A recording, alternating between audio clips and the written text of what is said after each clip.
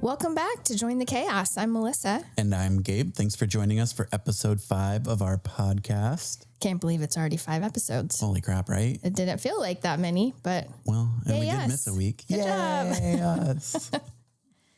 We missed a week. Small business can be chaotic. Need we say more? No. That's why our show is called Join the Chaos, because sometimes shit freaking happens. Small business is fun, they say. Very fun. Okay, so let's just dive into our chaos check-in. Melissa, why are we both exhausted? Cookies. More. Tell me more. Yeah. Tell me more. Cookies. Tell the listener more. I know more. Yes, you were an integral part of that cookie madness, ongoing cookie madness. We talked about it a little bit at our last pod, but now we're living it. Now we're living through it, and we are doing custom cookies for a Broadway show that's in town for a month, and the theater cannot keep our custom cookies in stock, so they keep selling out every single show, which ends up being almost 2,000 cookies a week, and it's absolute madness to try to keep up with that pace. And you have one cookie decorator. Which, yay, she's back from her vacation, so that's good. Welcome back. But decorate. Keeping the entire process going has been like a huge undertaking. But it's a great opportunity. Right. So we're going to sleep when April comes along and just kind of power through. But it is nonstop cookies. Yep. My chaos is cookies and cables, because yesterday I did get the joy of spending all day down there making cookies and rolling cookies and dipping cookies. So grateful for the help. It was so fun, but I'm not living in it every day. So that's why it was fun for me. Yeah. But like, holy crap, like the hunchback, and like, you don't realize like how much physicality is in like just standing around a table, cutting and cooking and mixing that damn royal icing. Yep. Holy crap, my arm. I was like, and then today with the cables, I'm like running cables and I'm like lifting my arms above my head. I'm like, no, this hurts. Yeah, it is very physical. Right? I mean, the little things that you don't really think about, all the like weird little tasks that we have to do, you think, oh, it's just making cookies. No. It's very physical. Right. Yeah. Like, and the process of making the shortbread cookies that you make is incredible. But like, you have to refrigerate or freeze the dough if you're doing it quicker. Put it in the fridge or freezer so it gets hard enough. But then if it gets too hard, then you're kneading it, and it's just like, oh my God, why didn't I take this out earlier? Yeah, so, you didn't have to go to the gym. Nope, no gym. My forearms, we are done for the week, the month, the year. I am good. So despite the chaos and the exhaustion, we are going to talk about this week something that is essential for any entrepreneur or go-getter. And I think it's really, really relevant for us this week because of what we went through. It's the power of asking for help and asking for support. Yeah, it is something I know I am not good at all. I'm also not great at delegating as much as I should. So I feel like, oh yeah, I can totally do this. I can make 12 batches of cookie dough and roll and cut and bake them and get them halfway decorated all within 8 hours. Yeah. But that's not physically possible. It is if you have a time turner. Oh, right. I've lost my time turner, unfortunately. Damn. Okay, so that was the repair shop? Yes. So that isn't really an option. But yeah, asking for help is a challenge. It is. And I think, especially we both come from a corporate background. So like with our backgrounds in corporate, it's very much like, well, I'm just going to do it. I'm going to do it and I will figure it out and I will get it done. You almost get like a little bit of scolding if you ask for too much help. Like, well, why didn't you just do it? Like, why did you pawn it off is what they always say.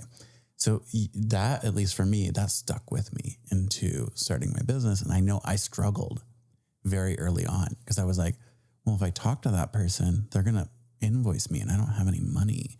So like, can I really talk to somebody about like this problem, or like, who can I talk to? And so I just didn't talk to people. There are so many people out there that want to help and are willing to help and are not I mean, they're not going to do it for free forever, but like people will help out and like help get you started and get you down the right path. You just have to be able to ask. You just have to find out where that is. And I think that's something that like anybody looking to get into small business, you have to get comfortable being uncomfortable. And this is one of the most profound ways that I think really that was the game changer for me. Yeah. Was finding this network of like, even just you, like we don't necessarily, I mean, we help each other a lot, but like even just the body doubling and the working together, like even though we're both working on separate things, that is a help for me. And that's like, I would have never thought to ask for that, if that makes sense. Oh, I would. Yeah, that would never have occurred to me either. No. It just has kind of organically happened, and it's been tremendously helpful because I'll see projects you're working on and I think, oh, that's a really good idea. And I should also do something similar or maybe not the same, but oh, that inspires me to do something in my business. But the sounding board, having a sounding board, I mean, we have our spouses. It's different though. We have our spouses, but let's be real. Okay. Our spouses aren't that great. Just kidding. They're in the other room, so I want to make sure they heard that. Yes. It is different though. It is. It's a different perspective than I know. And it's not always great to have like such aligned views of how we do things, but also I mean, it's helpful. We're not afraid to challenge each other. No, I think it's good, but we kind of naturally have similar work ethic, similar tendencies for. I think you just said that we both never stop working as we film this at 7:40 on a Sunday night. Well, we were going to try to record this last night. We were very ambitious thinking, oh, we'll get through cookies and then we'll record later. We didn't leave until like 9:30. And it was the whole entire day. It was. I feel like you came to help. I got there around 10. Yeah. I mean, it was the whole day nonstop. It was fun though. I really had fun. I'm glad that you did. I'm glad it wasn't like, what in the hell am I doing here? Why am I over here? But I think it's important to also mention that you didn't ask for help. I did not in this conversation of asking for help. I did not. You just showed up. I just said, I'm like, oh, I can come and I can do this. Yes. And I think that's where like, even when we're sitting here talking about asking for help, we still struggle even with each other. Yeah. And you know, I mean, I'll say no when I can't do it. Yeah. I know you will too. Absolutely. But we still won't ask each other. But I think on a regular basis, we do check in and say, what can I help you with? Yeah. Is there anything that I can help with? Yeah. I think that's just kind of an ongoing conversation. And we talk so often that we kind of know all the things that are happening. So it's easy to just step in and help out. Yeah. Yeah. Yeah. Yes. I was very grateful. You got a crash course in cookies. I did yesterday. And Haley let Jessie decorate. Yes. Jessie got roped into helping decorate, which is actually, she has very high standards. She does. So, but it was still funny when Jessie's like, can you tell the 3 that I did? And we're like, yup. Yeah. They were, you know what? They were better than I could do. Me too. I mean, to be very fair, I'm not the decorator. No, I don't have that skill set. Just dipping them was hard enough. Yeah. But like, so one of the reasons why I brought this topic up this week is we, last Friday was Tempe Leadership's Day, and I helped coordinate a panel on small business. And so we had the CEO of the Tempe Chamber, we had the CEO of my local community bank, James from Gateway Bank. We had a representative from our city council. And then we also had a representative from the Small Business Development Center, SBDC. So 4 kind of diverse voices to talk about like just the support that I've gotten. And that was one of the themes that kind of pulled through from that was just being able to ask for help and knowing that there are people out there that will help you. Like, especially like we spent a lot of time talking about the community bank aspect and how it differs from the big banks, right? The Wells, Chase, the B of A's, the community banks, you can really go build a relationship with them at any stage in your journey. And they're going to help you navigate the whole how do you capitalize your business? They're going to help you understand what options are out there, and they're going to talk through what levers you might have to pull. And that's just a free resource that typically they will do, because that's what community banking is. It's helping the community. They're trying to build that relationship. It's doing two things too. It's also building a relationship with the bank, so that way they know you. And I think that's one of the things that has been transformative for my business, at least, was staying with the community bank, because when I wanted to do the second location, that relationship was key. Yeah. And you just don't realize how much of that groundwork just took place naturally. Yeah, it's important too. I know we've talked about this before, but like it keeps it also in the local economy. Oh my God, yeah. Right. So it impacts the local economy. The money stays here locally. But I also have like the loans I have are also with a small community lender, and I found them through a network of people that help. Right. So it's the same kind of thing. I do have, my confession is I do bank with one of the large banks. Boo. I know. But the loans that I was able to take out for repairs, plumbing and things really was through Local First, their network, and then finding local lenders that work with them to get like low interest rate loans for those kind of construction repair kind of things.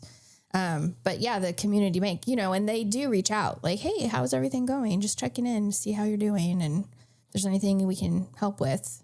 Yeah. Yeah. And again, I think the area that like you are really good about asking for help with, even if it's not a like direct ask for help, is actually your partnership with Local First and their sustainability group. Like you will text Nick anytime you need something or have something going on or have like need to find a new vendor. That's the type of asking for help that exists out there. And it's just that networking, right? So like it doesn't always seem like you're asking for help, because you're just texting a friend for a resource. You're just texting a friend for a connection. That's true. I agree with that. I think initially when you don't have that network, it is a lot more difficult. Right. But now that it's been a number of years and the network has grown so much, I feel like it is a lot easier to reach out to people. Yeah. And I think that's one of the things where if anybody is listening and wanting to start a new business, that just shows why it's so important to get involved in the organizations that wherever you're at, you're going to have local organizations, whether it be chambers or small business networks. I would say anything that you can get into that maybe has more of a focus on small business is probably going to be more meaningful and more valuable. That's for us. Local First Arizona. Cannot speak highly enough of them, because like they have connected us to so many resources. And I think that's something that like we don't think about it as asking for help. We're just texting our friends that work for Local First at this point. But like it's just a resource and we're just asking for help, and anybody can do that. And that's what they're there for. And that's what they love doing. Yeah. Well, and initially when I learned about Local First, I didn't realize it was unique to Arizona. Right. There is not another organization in the country that is the same as Local First Arizona and the same size. Right. Right. They support businesses across the entire state. They do a lot with rural businesses as well. And I just kind of thought, that every state has this, but they don't. It's very unique to Arizona. Yeah. Which is amazing. One of the reasons why I will tell people to move here, because we love Local First. We do. We, there are some good things in Arizona. There are some very good things. Not everything, but some good things. Yes, there are a lot of good things. Yeah. So, I think both of us have gotten a lot of resources from that type of networking thing. One of the things that you and I have talked about a lot is like, if we think back to when we first started connecting, and this would have been 2022 timeframe, probably. I think so. When we were doing like the small table group get-togethers with a few of us. Seems right. Like it would have been about 2022, because It was before I roped you and Dusty into Tempe leadership. I was applying for that, and I roped you guys into applying. Yes. And that was one of those things that I think for both of us has been a connector. So like, what are some of the connections that maybe just from that networking experience and that relationship building experience that maybe you got that has helped your business, whether it be locally or...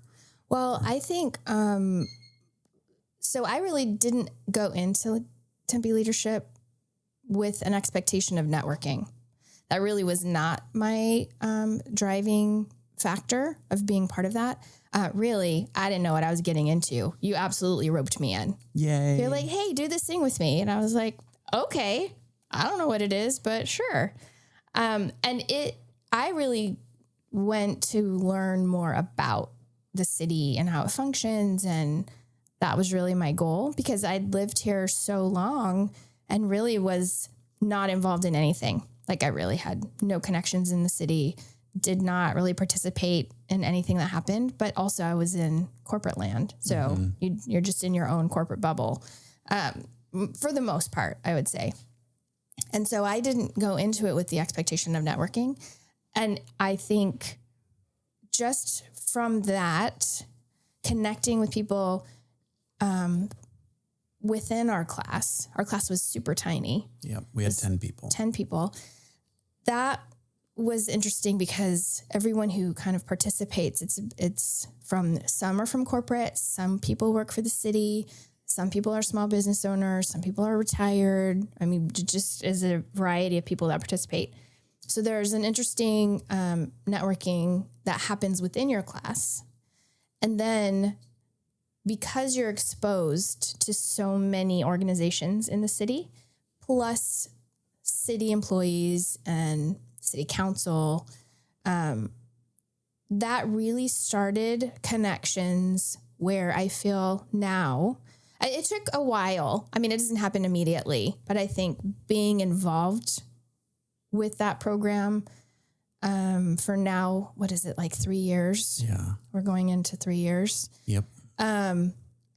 We're very active. Let me say that. You and I are very active with the program. We're on the council for Tempe Leadership. We're on committees for it. We've led the program, like the class last year, and advisors. And so we're very involved in it. But I think because we care about it, right, and you know, we want it to be a really competitive and valuable program. But I did think it took a little bit of time to kind of get that network to grow. I'm also going to say it doesn't hurt that so many people come and hang out at Brick Road. Right. So you meet so many people that just come to Brick Road naturally. Right. And then they love it there. So they come back and they have meetings and they, you know, visit with people. And it's just a little hive of networking that's happening all the time. Right. I'm not going to lie. Brick Road is definitely a competitive advantage for my networking ability, just because coffee shops, low barrier of entry. Yep. Low purchase price. I mean, relatively. And it's an easy point to access the community. And then when you, it's weird how it becomes a snowball. Yes. Right? Like it just kind of keeps building and building and building and becomes its own little like ecosystem that I don't even understand it at this point. Well, I also feel like your location is right in the middle of the city. It is. It's directly in the middle, and it's on like the main, it's like central for Tempe. Rural Road is like right through the middle of the city. So that is also part of it. Yep. It's like people that live in South Tempe meet there to meet people who live in North Tempe or downtown. So that's very helpful. Right. There's a lot of little mini things that all play into that. Absolutely. So I think that's been part of the network growing, and then just time and working with different people, reaching out with questions about things, or making the connections through Tempe leadership classes where we're asking people to come and be a panel guest or a speaker. That builds the relationship as well. Mm-hmm. And then now I feel like I can reach out to, you know, the PIO and say, hey, we have an event coming up. I just want to share it. And it can get added to the city newsletter, right? Because that relationship has been built. same thing when we are kind of going outside of Tempe specifically, that we always reach out to Local First and the team at Local First, who also show up at Brick Road a lot. They do. So that doesn't hurt. It does not. And I don't know that everyone would necessarily have that, but it is a magical place where people connect with each other. But I think anybody can build a place like that. Yeah. Like it just takes time and effort and intentionality. But I think one of the things that stood out to me, what you said, you talked about reaching out when you have questions. In other words, you would reach out to people to ask for help. Yeah. Whenever you have a question, you're reaching out to ask for help.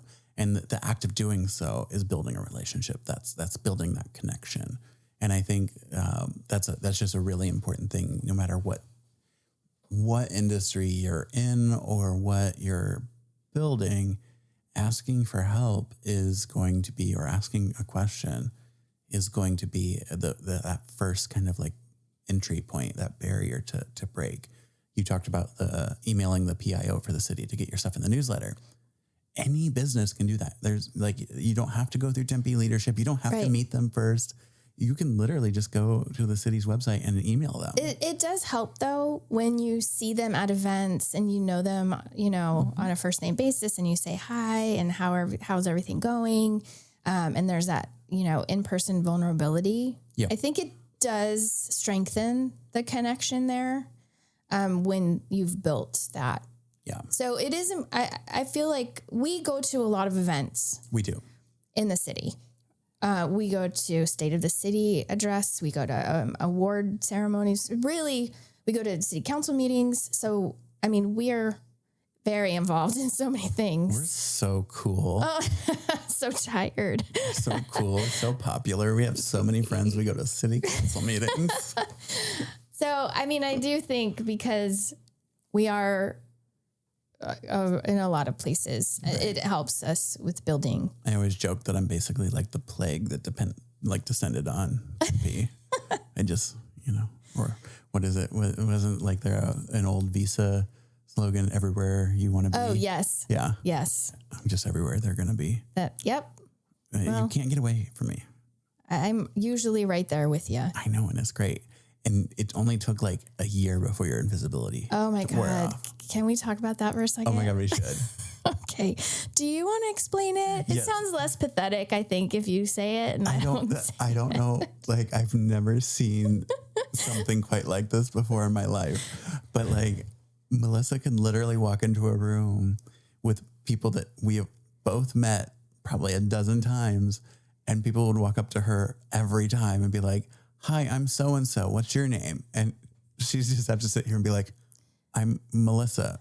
We've met multiple times." Yes. Like, did not matter how many times she could have a name tag on. She could have her logo of her business, every thing to kind of put person and place together. And "Hi, I'm da-da-da-da. What's your name?" So I truly do not understand. You saw it happen though. So many times. Right? Like, it wasn't just like I'm imagining it. No. I'm like, I will meet someone 6 or 8 times and they still will look at me and think, you might look familiar. I don't know. I don't know you.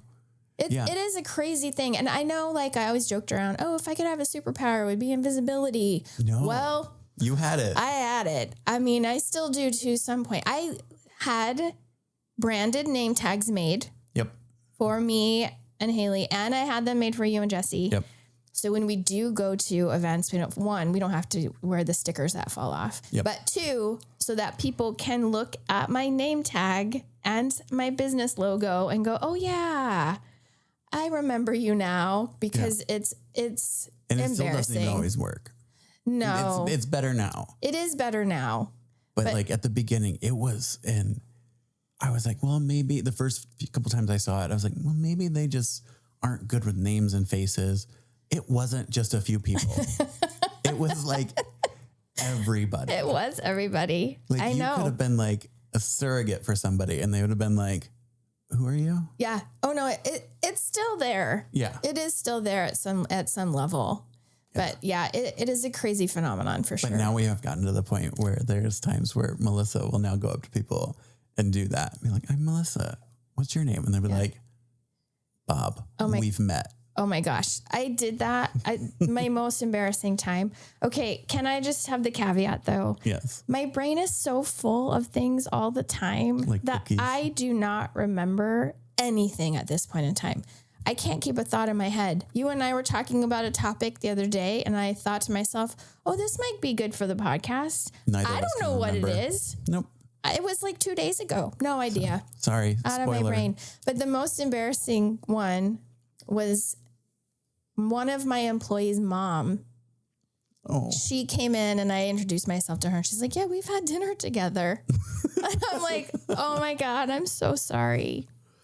My brain is so full. I apologize. Like I remember that now that you've said that out loud. I am so sorry. I am really, really bad with faces and names. It's just something I've always struggled with. And so like having Brick Road is always like, it honestly gives me so much anxiety because I walk through and I'm like, oh my God, there's all these people that I'm like, I know at some, like I've probably talked to 90% of them. Oh yeah. But what name goes with what face? But you and Jesse now, when we go to events, you have a level of celebrity. I know. Which is awesome. I ride that wave. I'll be like, yeah, I'm going to go with you guys and it'll be fun. I don't remember people's names and faces. So I'm just sitting here like, hi, friend. All right. Well, I'll start being your wingman on that. There you go. You'll be like the Devil Wears Prada. I'll introduce myself. Yeah. That's what I need. Yeah. I need Yeah. We'll make a deal with that. I do that with my husband too. Yeah. Because he can't remember. And it's so terrible because it's like as soon as it clicks, it's like, I remember everything. Yes. But then there's just too many thoughts to keep track of. Yeah. It's a lot. It really is. So I was going to say something about asking for help. Yes. And I feel like this actually, at first it's difficult to ask for help because you feel intimidated by another business or another like entrepreneur, or like you feel like, oh, well, they know what they're doing. They've been doing it a while. Yeah. And then I have now had interactions with large groups, corporations, bigger businesses. No one has their shit together. None. No one. So now if I'm reaching out, I'm really legitimately asking questions because I'm like, well, I mean, I'm going to ask because I don't know. And then you find out, well, they don't know either. Yep. And they're a hot mess just like you are. Right. And it's a lot less intimidating knowing that these big corporations that we've worked with or organizations also do not have their shit together. It brings that like imposter syndrome down a little bit. Yep. Because you're like, oh, okay, cool. We're all in the same boat. So I'm not embarrassed asking a question now. It seems so normal when you have a bigger corporation, let's say a large retail organization, that when you ask somebody there and they don't know the answer, it's like, oh, I get it. They don't know because they're just, so-and-so. It's just a network of so-and-sos that run that corporation. Mm-hmm. And none of them know what they're doing. All of them know something, but nobody knows everything. And it's just on a small business scale, it's at a smaller scale. So like there's fewer places to hide. And when you're the owner, they're like, well, you have to know everything. And that's what you think. Fun fact, you will never know everything. Right. And that's okay. Yeah. You know how to figure shit out. That's all you need to know. You need to know how to figure shit out. And know who to ask. You need to know who to ask. Exactly. Use the network. So I think it's an interesting, it's just an interesting, like, because I do remember when I started as well, that imposter syndrome was a big reason why I didn't want to ask. Yeah. And you're afraid that everybody's going to think that like, oh, well, I can't ask another coffee shop where they get their cups because I'm their competition. Fuck that. I ain't nobody's competition. Like I live in a world of abundance. And if other people want to live in a scarcity mindset, like that's on them. You do you, boo boo. But like, there's plenty of people out there to support everybody. Like, I'm not afraid. That's why we're doing this podcast, so we can talk about our shit. Yeah. I ain't hiding nothing. Well, I think we've also talked about this. I repeat myself a lot, but I think we mentioned this on a pod before as well. I will be the one to ask the most obscure shit of anyone. And they'll be like, what are you even talking about? I've never thought of it that way, or we've never talked about this. So I'm usually the most like, I have the most questions and the oddest questions. So I think that's totally fine. I have no shame. Yeah. I think once people get used to it, it's so much easier to live in this world of just like, fuck it. I need to get shit done. Yeah. What's 2 + 2? Thank you. Yep. We ask calculators for help. And AI. And AI. Am I a philosopher? Oh, maybe. Whoa. It's the wine. It's the wine. It is a wine night again, to let everybody know. Clearly. I think every night is wine night, to be honest. I think we might need to stop telling people about it because like. Just assume. Yeah. Just assume if we're recording, there's wine involved. Yep. It's necessary. Yep. Yeah. It's a way of life at this point. Yeah. When you like, both of us are working 7 days a week, 10+ hour days. Yes. When there's time off, AKA time to eat dinner or record a podcast, that's wine time. Absolutely. Yep. What is a door that has maybe been opened for you that would not have otherwise been opened? I think that's an interesting question. That is an interesting question. For me, I know that there's been a lot of opportunities open for me just on my like never say no mentality that I have. I'm like, oh yeah, I'm going to use my voice for that. And we'll dive into that, I think, in our next segment. I don't shut up. So I talk to anybody that wants to talk. Like, you want to talk to somebody? Sure, I'll talk. Let's talk. What do you want my opinion on? I have lots of opinions. Everybody has an asshole, right? Yeah. So why hide it? Like, if it's not me, it's going to be some other stupid person. So let me be the stupid person.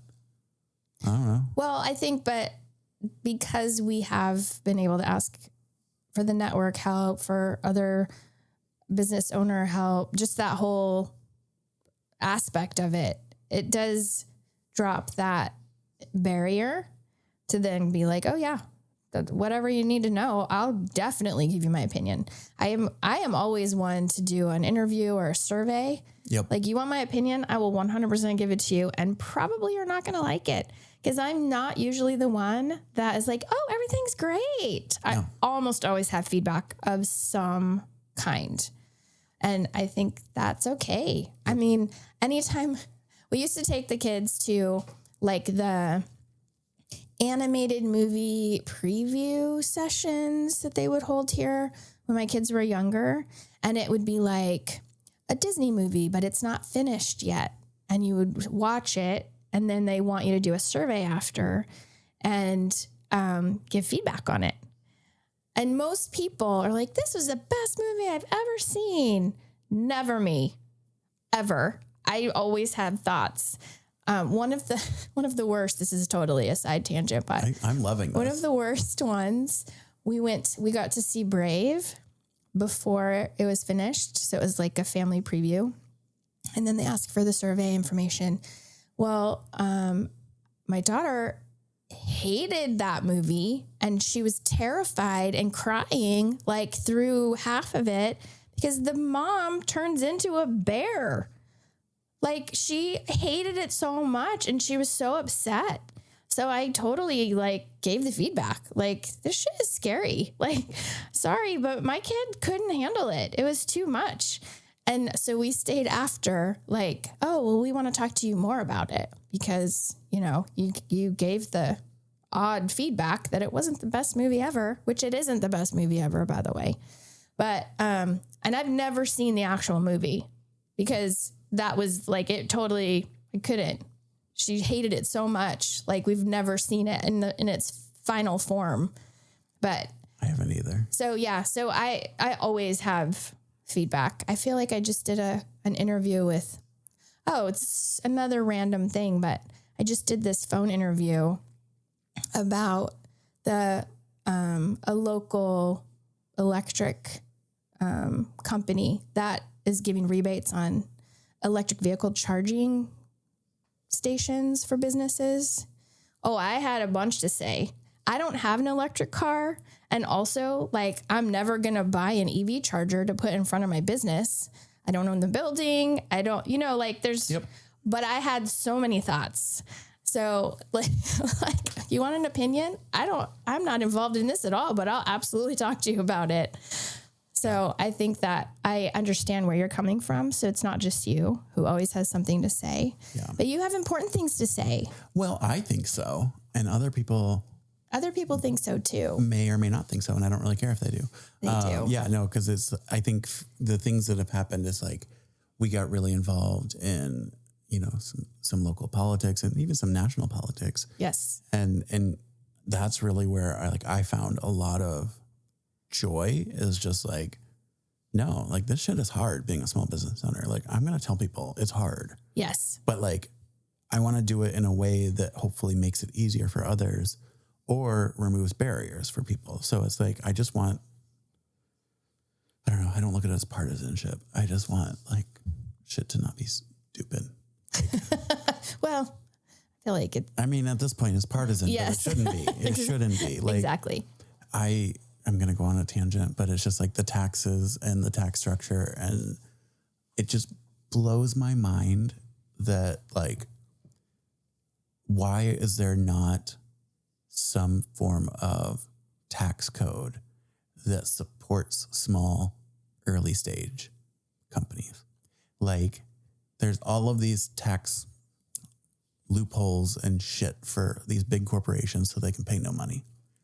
Why don't we have a program that encourages people to start businesses where it's like, okay, for your first 5 years until you make up to X amount in revenue, 5 million or something like that, you don't pay taxes. You don't pay payroll taxes. You don't pay Oh my gosh. Because here's the thing. That would make such a difference to small businesses. Right. If you gave me the amount of money I pay on my payroll taxes, I could actually hire another person. Yeah. And that would help scale my business. Well, also the taxes, like you don't realize when you open a business and have employees, all the different taxes you have to pay. It's not just one thing. You're They're like, everywhere. oh, it's also unemployment tax and it's also this other thing. And then you have to file quarterly. And like, it's way more than you think that it's going to be. They're like cockroaches. They're everywhere. Yes. And I am a firm believer in like, we need to pay taxes to create social safety nets and to create a society that helps and lifts up others. I'm all for that. I'm just saying the priorities of our current tax code prioritize companies that still use a workforce that requires those social safety nets. Whereas I'm trying to build a business where my employees can be self-sustaining on their income. Not quite there yet. I might be closer than I think, but that's the difference. And that's where it's like, if I didn't have to pay payroll taxes for the first 5 years up until I hit a certain revenue amount, that would be game changer. So, I mean, like there's tax codes that could be implemented. This is why I have opinions. Mm-hmm.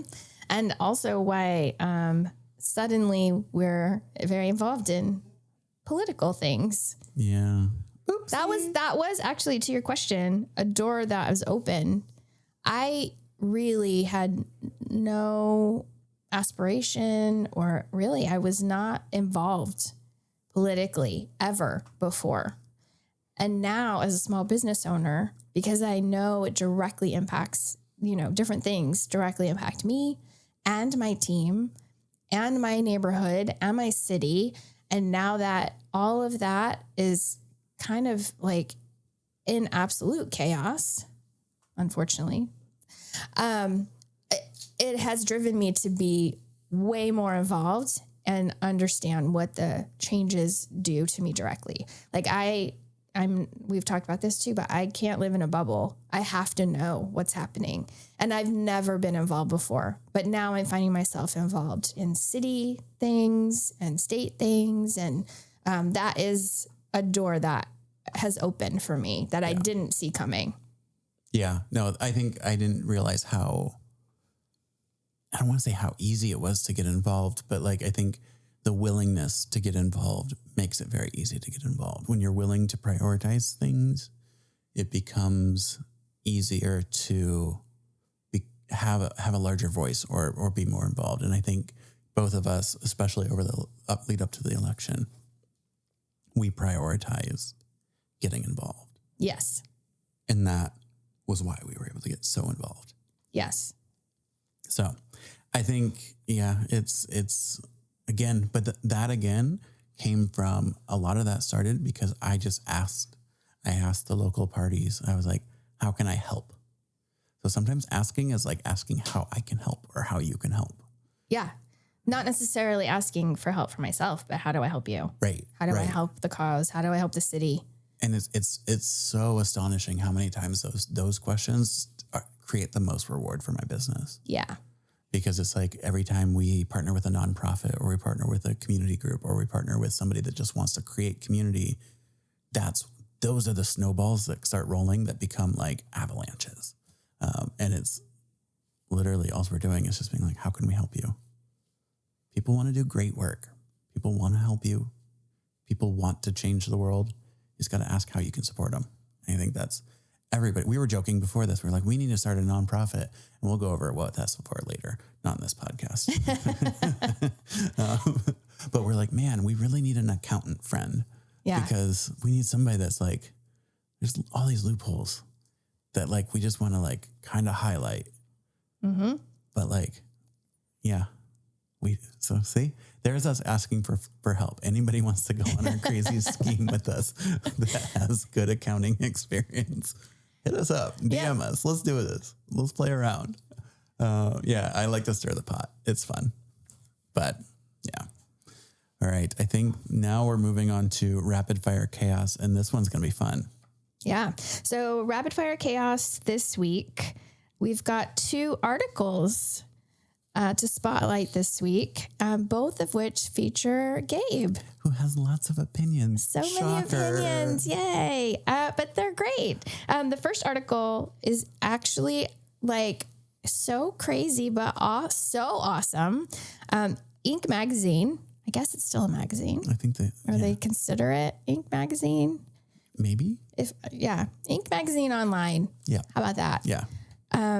They put out an article, was it yesterday? Yeah. Yesterday. So very recent.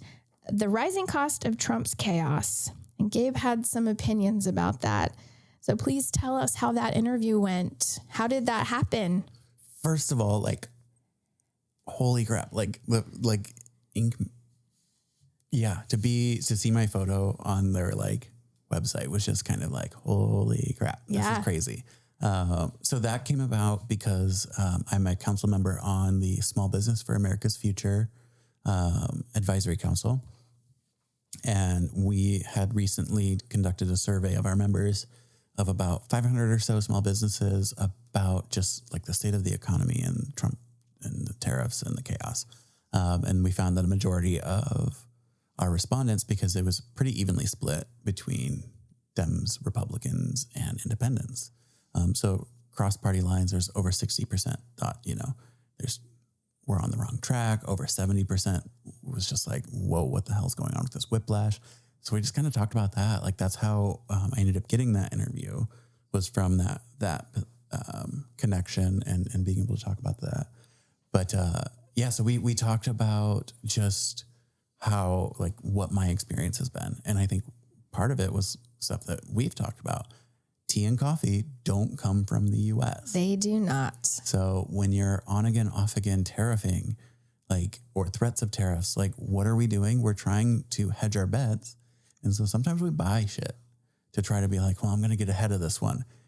But then if it doesn't happen, now I've just locked up my money into this asset that's going to take me a while to get through, which is yay, great. Like, and I'll get through it. And that's not the problem. It's just like, cash is king when there's this much chaos going on. Yeah. And we don't have capital. So anyway, that's what that article was kind of about. And it was really fun to see. And it's just kind of crazy to think that, like, I've been featured now in Inc. magazine. Yeah, it's pretty awesome. The article itself is so great because they interviewed a number of small businesses, and it was a variety of small businesses, and I loved it so much. Yep.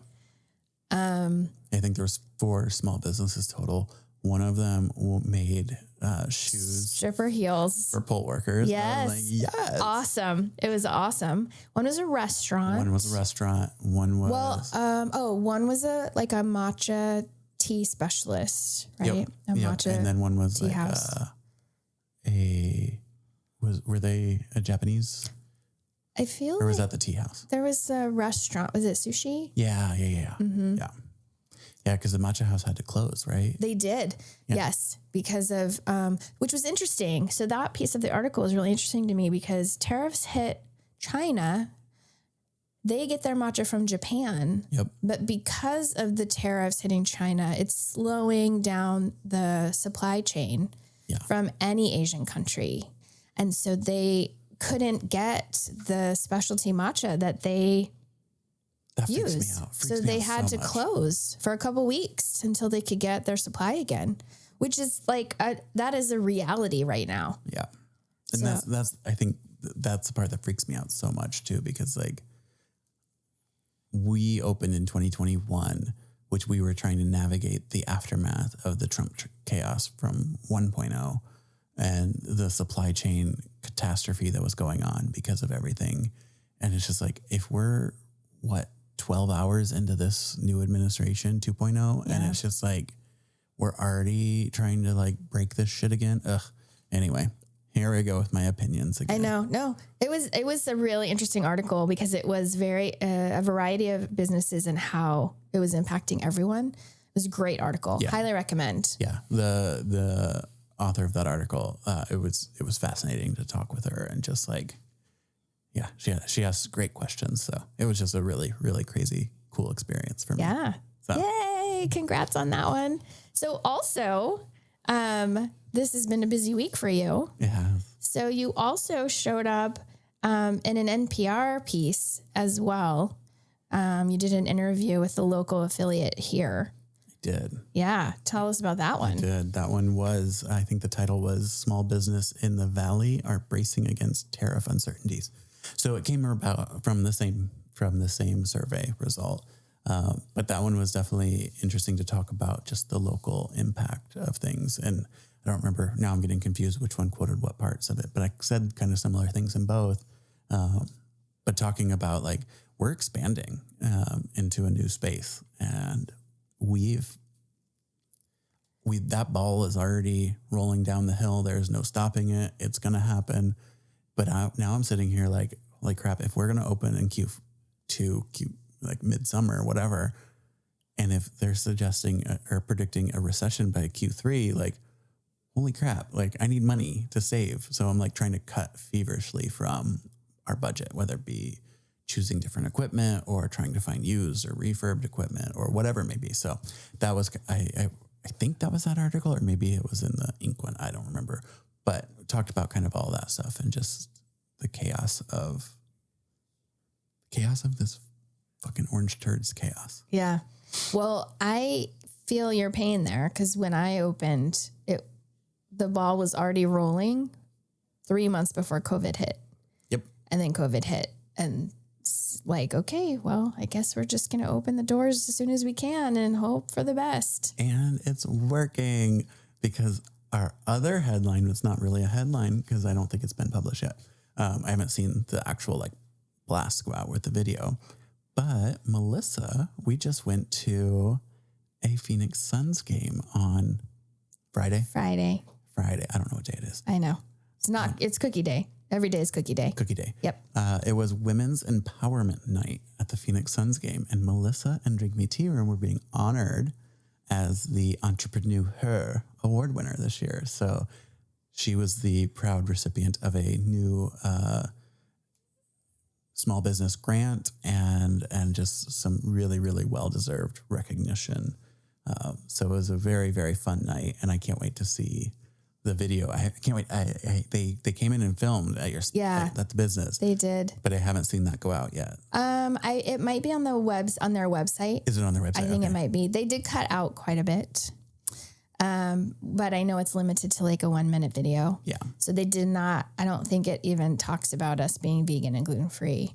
I think it really is just kind of focused on sustainability and like how we brew tea. But that's okay. Hey. Yeah, it was fun. It was a fun night to go. Got to go down on the court and do the photo op and everything. Got a signed jersey. Yeah, it was fun. So Haley and I got to go down and hold a big fake check for a second with cheerleaders, and it was fun. It was really cool. Yes. And it's really exciting. And so thanks to all the people who nominated us. It was multiple people involved. Yes. Gabe being one of them. I'm always going to nominate. Again, I'm not afraid to ask. Yes. If I see like what you want to give out a small business award and there's money, wait, it's for women? I'm not one. I know a woman. Yeah. Da-da-da. I do think I keep an eye out for things too. I'm like, have you seen this one yet? You need to apply for this. And I've nominated you for this. But I think I tend to do that with any business friends I can think of when there's best of voting or, whatever. It's all marketing. Yeah. Right. It's all marketing. So it's more content, more posting, Yep. I mean, a blog. I really don't care who wins as long as it's somebody that I know.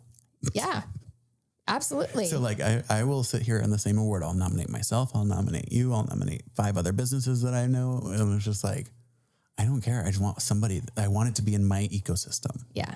That's all. So it's very fun to see when those things finally happen. And it was a fun experience to go. And I got to go to the game with you. And it was good times. Good times. It was fun. Yeah. And we got Stanley Cups or something. We did. Like knockoff Stanleys. So yes. It's my new personality. I'm slowly turning into a right winger. Okay, that's funny. Yes. You're one sip away from that with your Stanley. I just need a good scarf, a pumpkin spice latte on the other hand. Yeah. We're going that way. Yeah, okay. Yeah. I'm here to watch that happen and laugh and laugh.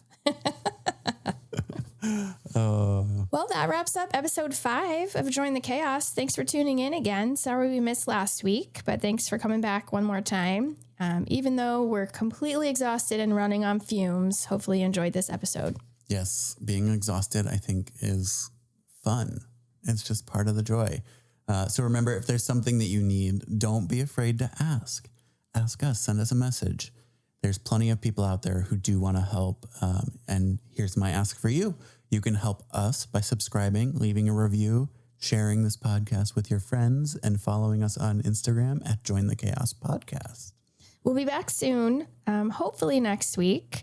We do still have the cookie tornado happening for a couple more weeks, but hopefully with fewer cookies to bake and fewer cables to pull, we'll do another episode soon. Yeah, hopefully. Fingers crossed. So until next time, keep it messy, keep it loud, and most importantly, join the chaos.